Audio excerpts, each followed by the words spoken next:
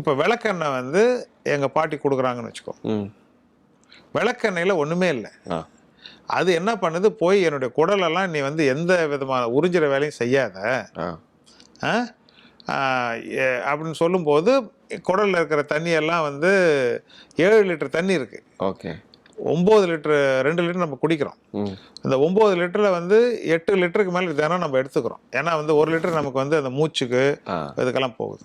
அப்போ 8 லிட்டர் தண்ணி தேவைப்படுறதுல நம்ம 1 லிட்டர் மோஷனில் போயிடுதுன்னு வச்சுக்கோம், யூரினில் மோஷனில். அப்போ இவ்வளோ ஒரு டைட் வாட்டர் பேலன்ஸ். நம்ம சென்னை கார்பரேஷனில் பிச்சை வாங்கணும் உடம்புக்கிட்ட. வாட்டர் மேனேஜ்மெண்ட் வந்து ஒண்டர்ஃபுல் என்ஜினியர் நம்ம உடம்பு தான். ஓகே. இவ்வளோ டைட்டாக நம்ம மேனேஜ் பண்ணுக்கிறோம் நம்ம வாட்டரை. இந்த விளக்கெண்ணெய் போய் எல்லாத்தையும் கெடுத்துரும். விளக்கெண்ணெய், இந்த பேதி மாத்திரைங்க, ஆல்டர்னேட் மெடிசன் சொல்கிறாங்களா, மாற்று மருத்துவங்களை என்னென்ன கொடுக்குறாங்கன்னு அதுக்குள்ளே என்ன பொருள்னு தெரியாது. இப்போ நாங்கள் அலோபதியில் என்ன கொடுக்குறோன்றது கூகுள் பார்த்துன்னா இருக்கும். நான் ஒரு உருண்டையாக சாணி மாதிரி கொடுத்தேன்னா அதில் என்ன இருக்குன்னு எப்படி தெரியும்?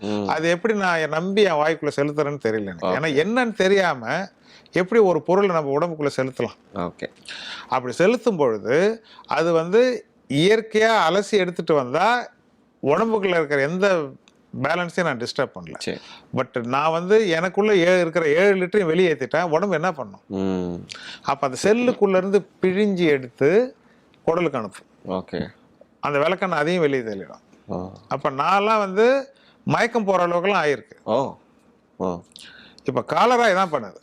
காலரா வந்து நம்ம உடம்புல இருக்கிற நீரெல்லாம் உறிஞ்ச முடியாம தள்ளிடுது. கண்ணு இல்ல, கண்ணு உள்ள போயிடும். கண்ணுக்குள்ள நீர் இருக்கு, ஏக்வஸ் ஹியூமர், அந்த தண்ணி கூட அந்த காலரா உறிஞ்சிடும். அப்ப அந்த அளவுக்கு காலராவை நம்ம செயற்கையா வர வைக்கிறோம் இந்த தீவிர பேதி மருந்துகளால. அப்புறமா வந்து நம்ம வந்து இந்த குழந்தைங்களாம் தண்ணியில அமுக்கி அப்புறம் எடுக்கிற மாதிரி, அப்புறம் கொண்டு வந்து ஒரு ரசம் சோறை கொடுத்து, அப்புறம் கொண்டு வந்து ஒரு பழச்சாறை கொடுத்து, அப்போ மரணத்தின் விளிம்பில் தள்ளிட்டு திருப்பி மீட்டு எடுக்கிற ஒரு விபரீத விளையாட்டு தான் வந்து அதீத பேதி மாத்திரைங்க. நான் சாதாரண பேதி மாத்திரைங்களை சொல்லலை. இப்போ 2 தடவை மோஷன் போறவங்களும் சொல்ல.